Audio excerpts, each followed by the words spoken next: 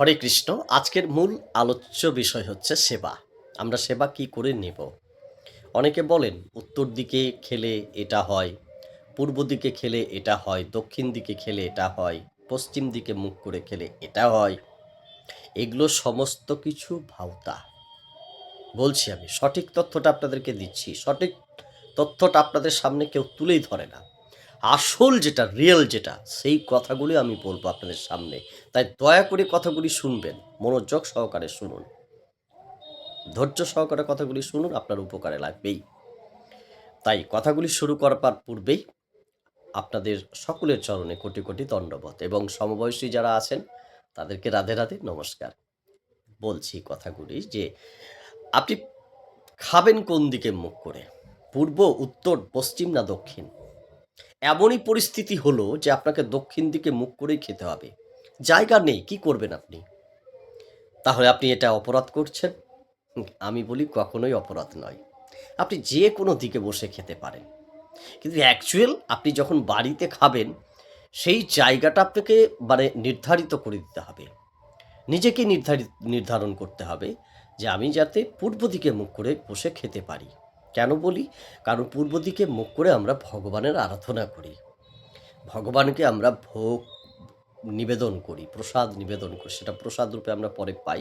তো ভোগ নিবেদন করি। বিভিন্ন ফল-মূল ভগবানকে যা নিবেদন করি, ভগবানকে ডাকি, যেটাই বলুন ভগবানের আরাধনা আমরা করি, আমরা পূর্ব দিকে মুখ করে। তো পূর্ব দিকে মুখ করে খাওয়াটা উচিত। কিন্তু এখন আপনি বাইরে চলে গেছেন, অফিসে আছেন, ব্যবসা করতে গেছেন, আপনাকে দাঁড়িয়েও খেতে হচ্ছে সময়ে। তো সেগুলো কোনো ফ্যাক্টর নয়, সেটা কারণবশত হতে পারে একেক সময়। কিন্তু আপনাকে যখন আপনার জায়গা ঠিক আছে, আপনি বাড়িতে আছেন বা কারো বাড়িতে আছেন কিন্তু জায়গা আপনার প্লেস ঠিক আছে, সেক্ষেত্রে আপনি পূর্ব দিকে মুখ করে বসে খাবেন। এটা প্রথম কথা মাথায় রাখবেন। দ্বিতীয় কথাটি হচ্ছে যে আপনি যখন খাবারটা খাবেন তাড়াহুড়ো করে কোথা থেকে এসে আপনি হাত পা না ধুয়ে খাবেন না।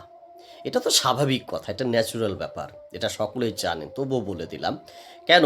এই যে তাড়াহুড়ো করে এসে যারা খায়, চট করে খাওয়াতে বসে গেল আর এই গ্লাসে জল আছে, সেটা নিয়ে আপনি একটু হাত ধুয়ে খেতে শুরু করলেন। এটা কিন্তু মানে উচিত নয়। কারণ এটা তো বৈজ্ঞানিক ভিত্তি আছে এর মধ্যে। যে হাতে অনেক জীবাণু থাকে, পয়জেন থাকে, সেই পয়জেনগুলো আপনার পেটে যাবে। আর পেটে যখন আপনার পেট খারাপ হবে সেই পয়জনের কারণে, তখন তো বিভিন্ন শরীরে রোগ উৎপত্তি হবে, তাই না? রোগ সৃষ্টি হবে। অতএব সেদিকে লক্ষ্য রেখে আপনাকে পরিষ্কার পরিচ্ছন্নভাবে যখন আপনি খাবেন, এর মধ্যে দুটো বলি, একটা বৈজ্ঞানিক কারণ বললাম, আর একটা দ্বিতীয়ত কারণটা হচ্ছে যে আপনি হাত পা এবং মুখ পরিষ্কার, এই ৩ টি অঙ্গ পরিষ্কার পরিচ্ছন্নভাবে ধুয়ে মুছে পরিষ্কার করে তারপরে বসে খাবেন, তো খাওয়াতে আপনার তৃপ্তি আসবে। ভালোভাবে খাবারটা খেতে পারবেন। রুচি আসবে খাওয়াতে। তৃপ্তি সহকারে খাবেন। এটা হচ্ছে কারণ।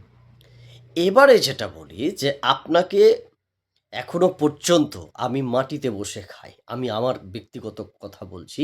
আমি মাটিতে বসে খাই। কারণ মাটিতে বসে খেলে আপনার শরীরে সেই খাবারটা লাগবে। এখন তো আমরা ডাইনিং ছাড়া খাই না। চেয়ার টেবিল লাগবেই। তাই না? অতএব সেগুলো এড়িয়ে যাওয়ার চেষ্টা করুন। আপনার ভালোর জন্য বলছি।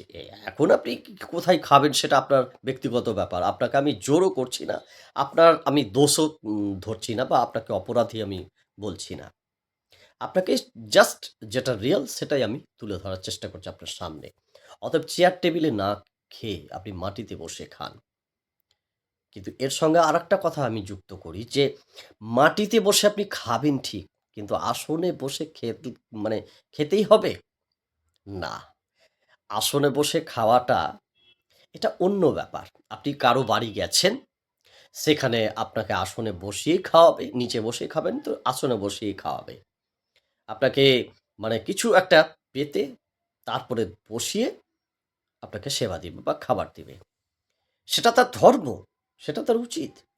আপনার বাড়িতে কেউ যদি আসে আপনি মাটিতে বসিয়ে খাওয়াতে পারবেন? পারবেন না। সেটা হচ্ছে একটা সম্মান, আর কিচ্ছু না।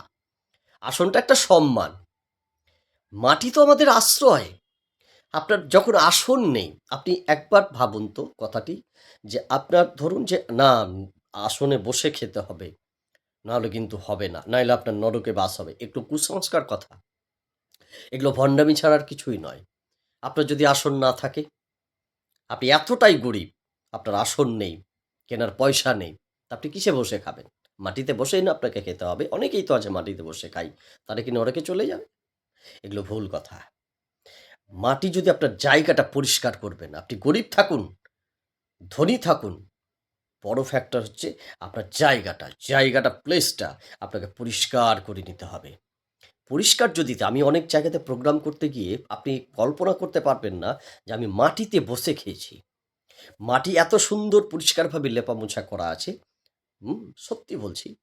আমি বাস্তব জীবনে আমি দেখেছি। আমি আমার অভিজ্ঞতায় বলছি। আমি বসে খেয়েছি মাটিতে বসে। এখনো খাই আমি। কিন্তু আসল বসে না খেলে এটা হবে, এটা ভুল কথা। তাই সেসবে না গিয়ে আসল বিষয় আপনি মাটিতে বসে খান। কিন্তু খাওয়াটা তৃপ্তি সহকারে আপনি খেতে পারবেন। জায়গাটা পরিষ্কার হওয়া চাই।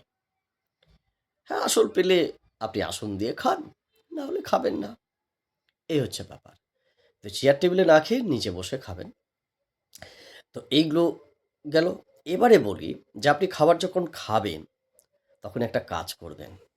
কি বলুন তো?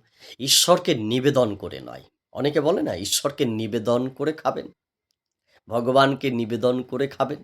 অনেকে মাটিতে একটু মানে অন্ন বা ভাত-টাত দেয়। হ্যাঁ? যা তরকারি সবজি-টবজি হয়েছে আরকি সেগুলো দিয়ে জল দিয়ে তারপরে থালার চারপাশে ঘুরিয়ে তারপরে খায়। এগুলো দেখুন, এগুলো হচ্ছে ভণ্ডামি, কুসংস্কার আমি বলছি। সত্য কথা বলছি, আমি রিয়াল কথাটা বলছি। আপনি ওইটা করবেন না। ঈশ্বরকে নিবেদন নয়, ঈশ্বরকে ধন্যবাদ জানিয়ে খাবেন খাবার সময়। কারণ বহু জন্মের পুণ্য ফলে সেই আহারটুকু আপনার মুখে কে দিচ্ছে? তিনিই দিচ্ছেন। তাই তিনাকে বলবেন যে, "হে ঈশ্বর, হে প্রভু", আকাশের দিকে চেয়ে বলবেন যে, "প্রভু, আমি তোমার কাছে চিরকৃতজ্ঞ থাকবো। তোমাকে অজস্র, অজস্র ধন্যবাদ। তোমার চরণে কোটি, কোটি প্রণাম।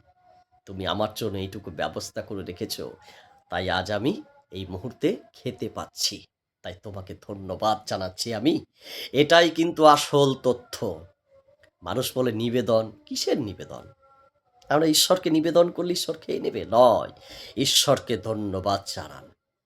হ্যাঁ, এখন বলবেন তাহলে আমরা ঈশ্বরের পুজো-টুজো করি, তখন তো আমরা ভোগ নিবেদন করি। করি, কিন্তু ঈশ্বরকে আমরা যেটা বলা উচিত সেটা বলি না। প্রভুকে বলা উচিত সেই সময় যে, "প্রভু, তোমার চরণে কোটি, কোটি প্রণাম নিবেদন করি। ভুল ত্রুটি অপরাধ মার্জনীয়, মানে মার্জনা করো তুমি। তোমাকে অনেক, অনেক ধন্যবাদ যে আমাকে কৃপা করেছো। আজ আমি এই জিনিসগুলো আমি তোমার চরণে আমি নিবেদন করছি না। আমি তোমাকে ভালোবাসি, তাই তোমার সম্মুখে আমি রেখে পুজো করছি। তোমার যদি ইচ্ছে হয়, তাহলে আমার এই ভক্তিটুকু তুমি গ্রহণ করো।" হুম? তোমারই জিনিস আমি তোমাকে নিবেদন করব কি করে? ফলমূল কে? কার সৃষ্টি? তারই তো সৃষ্টি না? এখন তার জিনিস নিয়ে তাকেই নিবেদন করছেন। এটা কেমন কথা? নিবেদন করা নয়। তার সামনে রেখে এই কথাটা আপনাকে বলতে হবে। আপনি মন্ত্র নাই জানুন। প্রভুকে বলবেন যে, "প্রভু, এই জিনিসগুলো আমি তোমার সামনে রেখে পুজো আরাধনা করছি। আমার ভালো লাগলো। তাই মনে হচ্ছে যে তোমাকে আমি তোমার জিনিস আমি কি করে তোমাকে দিই বলো? কিন্তু তোমাকে আমি তোমার জিনিসটাই গ্রহণ করব বলে আগে তোমার সামনে রেখে পুজো করলাম। আমি তোমার কাছে একটি আদেশ চাইছি। এই প্রসাদগুলো আমি গ্রহণ করব, তার স্বীকৃতি আমায় দাও।" এই কথাগুলি বলতে হবে। পারফেক্ট যেটা সেটাই আমি আজকে বললাম। কথাগুলি কেমন লাগছে বা কেমন লাগলো একটু দয়া করে প্লিজ বলবেন। মতামত জানাবেন।